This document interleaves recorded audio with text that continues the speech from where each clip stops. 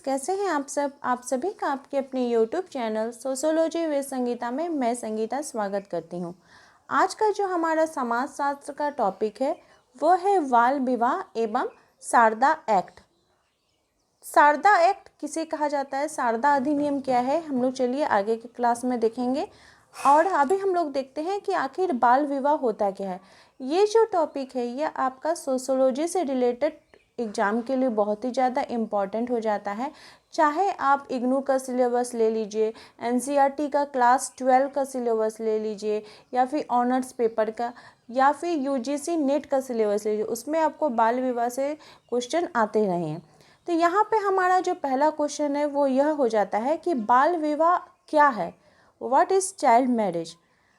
कानून के अनुसार किसी भी बच्चे की निश्चित आयु से पहले यानी बच्चों के नाबालिग उम्र में उनकी शादी बाल विवाह होता है। यह एक रूढ़िवादी प्रथा है जिसे बाल विवाह नाम दिया गया है। यह बच्चों के मानवाधिकारों को खत्म करता है जिसमें उनके बचपन को उनसे छीनकर उन्हें ऐसे बंधन में गढ़ दिया जाता है, उसको बांध दिया जाता है जिसके बारे में उन्हें बिल्कुल भी ज्ञान नहीं होता है। उन्हें यह तक नहीं पता होता कि उनके साथ क्या हो रहा है। इस प्रथा का शिकार अधिकतर कम उम्र की लड़कियां होती हैं, क्योंकि इसमें न सिर्फ कम उम्र की लड़की का विवाह कम उम्र के लड़के के से कराया जाता है, बल्कि कम उम्र की लड़की का विवाह उनसे बहुत अधिक उम्र के बड़े लड़के से भी करा दिया जाता है। इससे उनके पूरे जीवन पर शारीरिक एवं मानसिक रूप से गंभीर जो दुष्प्रभाव है वो हमें देखने को मिलते हैं। तो यहाँ पे हम लोग देखते हैं कि बाल विवाह जो है वो करवाने का कारण क्या है, क्यों ये बाल विवाह जो है हमारे समाज में अभी भी बहुत ही ज़्यादा प्रचलित है। बहुत सारे आप जगह पे जाइएगा तो वहाँ पे आपको देखने को मिलेगा कि बाल विवाह हो रहा है।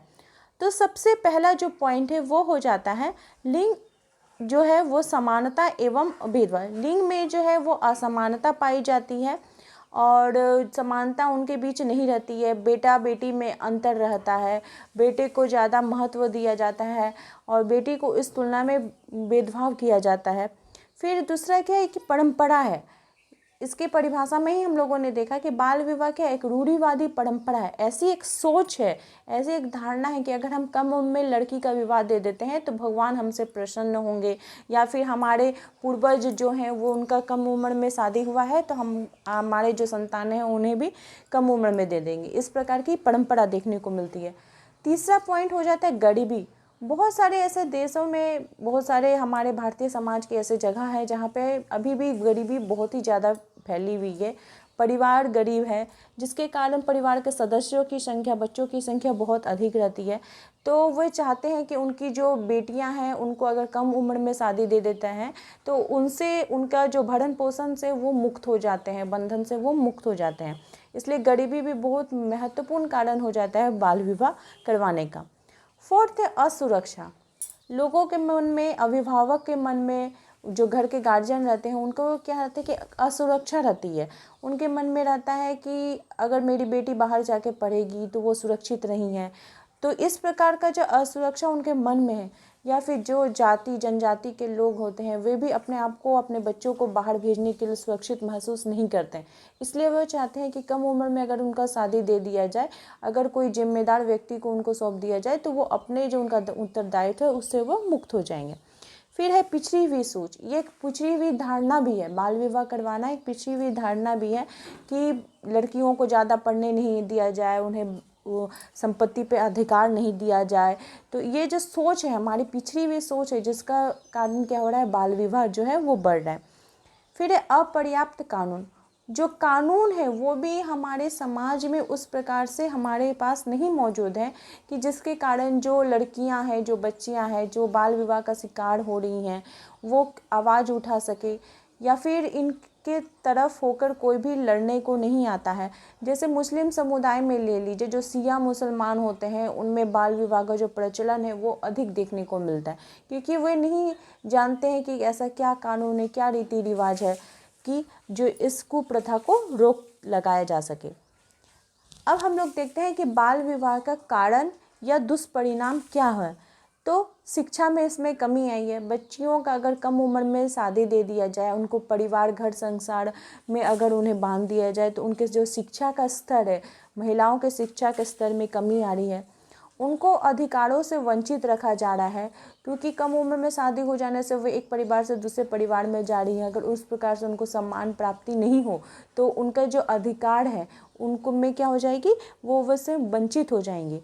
फिर उन बचपन का छीनना, कम उम्र में शादी हो जाने से जो परिवार का दायित्व एक उनके ऊपर आ जाता है। कम उम्र शादी हो जाएगा तो फिर बच्चे भी उनके हो जाएंगे, संतान उत्पत्ति भी उनके पास हो जाएगी, तो जिसके कारण उनका जो अपना बचपन है वो उनसे छीन जाता है। फिर 4th नंबर है घरेलू हिंसा। बहुत सारे बच्चियों के साथ घरेलू हिंसा का भी शिकार होती हैं, क्योंकि बहुत सारे बच्चियों को क्या किया जाता है कि अपने उनके उम्र से बहुत अधिक उम्र वाले लोगों के साथ विवाह दिया जाता है, तो जिसके कारण उन्हें घरेलू हिंसा, या फिर गरीब परिवार की लड़की रहती हैं तो दहेज के कारण भी उनके ऊपर टॉर्चर किया जाता है। 5th है निरक्षरता। बाल विवाह का बहुत ही महत्वपूर्ण टॉपिक है, क्योंकि बाल विवाह कराना, लोग जब शिक्षित नहीं होंगे, वे नहीं जानेंगे कि नहीं हम अपनी बच्ची का उनका बालिग होने तक इंतज़ार करें, उन्हें अभी इस प्रकार के जो कुप्रथाएं हो उसमें उनको नहीं डालें, तो इससे कारण क्या हो रहा है, निरक्षरता आ रही है। तो ये तो प्राचीन काल से हमारे समाज में चला आ रहा था, कहीं कहीं जगह में अभी भी ये देखने को मिलता है। तो ये बाल विवाह जो एक कुप्रथा है, इसकी रोकथाम के लिए ही शारदा एक्ट को लाया गया, जिसे कि शारदा अधिनियम भी बोला जाता है। तो शारदा एक्ट है, ये किनके द्वारा लाया गया था, तो श्री हरविलास शारदा जी के द्वारा ये रोकने के लिए उनके द्वारा ये कदम उठाया गया था। तो शारदा एक्ट के बारे में जानने से पहले हम लोग जान लेते हैं कि हरविलास शारदा जी कौन है, उनकी थोड़ी सी जीवनी की तरफ हम लोग देख लेते हैं। तो हरविलास शारदा जी एक शिक्षाविद, न्यायाधीश, राजनेता एवं समाज सुधारक थे। वे समाज के उत्थान के लिए, महिलाओं के उत्थान के लिए हमेशा ही कार्य करते आ रहे थे। वे आर्य समाजी थे। उन्होंने सामाजिक क्षेत्र में वैधानिक प्रक्रियाओं में क्रियान्वयन में बहुत ही महत्वपूर्ण भूमिका अदा की। इनके जन्म की अगर बात की जाए तो इनका जन्म 3 जून 1867 को हुआ था। इनके पिता का नाम था श्रीयुत हरनारायण शारदा। और इनकी शिक्षा के बारे में अगर बात की जाए तो इन्होंने जो मैट्रिक के एग्ज़ाम था वो 1883 में तथा बीए का एग्ज़ाम इन्होंने 1888 में दिया। और इनके द्वारा ही भारत में 1 नवंबर 2007 को बाल विवाह निषेध अधिनियम लाया गया, इसे लागू किया गया। तो चलिए हम लोग देख लेते हैं कि शारदा एक्ट आखिर है क्या। तो शारदा एक्ट यह है एक बाल विवाह प्रतिबंध अधिनियम 1929 में से लाया गया, और इसको 28 सितंबर 1920 को imperial legislative council of India में पारित किया गया, जिसमें कि बोला गया कि लड़कियों की विवाह की आयु 14 वर्ष और लड़कों की 18 वर्ष तय की गई, जिसे बाद में लड़कियों के लिए 18 और लड़कों के लिए 21 कर दिया गया। इसके जो प्रायोजक थे वे थे हरविलास शारदा जी, जिनके नाम पर इसे शारदा अधिनियम के नाम से जाना जाता है। यह 6 महीने के बाद फिर 1 अप्रैल 1930 को लागू हुआ, और यह केवल हिंदुओं के लिए नहीं बल्कि ब्रिटिश भारत के सभी लोगों पर लागू होता है। यह भारत में सामाजिक सुधार आंदोलन का परिणाम था। ब्रिटिश अधिकारियों के कड़े विरोध के बावजूद ब्रिटिश भारतीय सरकार द्वारा कानून पारित किया गया, जिसमें अधिकांश भारतीय जो थे वो इस ब्रिटिश सरकार से कार्यान्वयन में वे कार्य करते थे, लेकिन ब्रिटिश सरकार का जो कार्यान्वयन था उसमें उनको बहुत सारी कमियां देखने को मिली। तो अगर हम लोग देख लेते हैं तो शारदा एक्ट जो है वो लागू कब किया गया था, 1 अप्रैल 1930 को। इसको बनाया गया आपका 28 सितंबर 1920 को। और फिर इसी के बाद फिर बाल विवाह एक रोकथाम अधिनियम भी बना, बाल विवाह निषेध अधिनियम, जिसको कि पूरे भारत में 1 नवंबर 2007 से पूरे देश में लागू किया गया। अगर हम लोग कुछ आंकड़ों की तरफ देख लेते हैं तो 2009 का जो यूनिसेफ का आंकड़ा था उसमें बोला गया था कि पूरा विश्व में भारत में सिर्फ 40% अभी भी क्या हो रहा है, 2009 का बात किया जा रहा है कि बाल विवाह हो रहा है। और अकेले अगर भारत की बात की जाए तो भारत के जो मध्य प्रदेश राज्य है उसमें 73% जो है वो बाल विवाह देखने को मिलते हैं।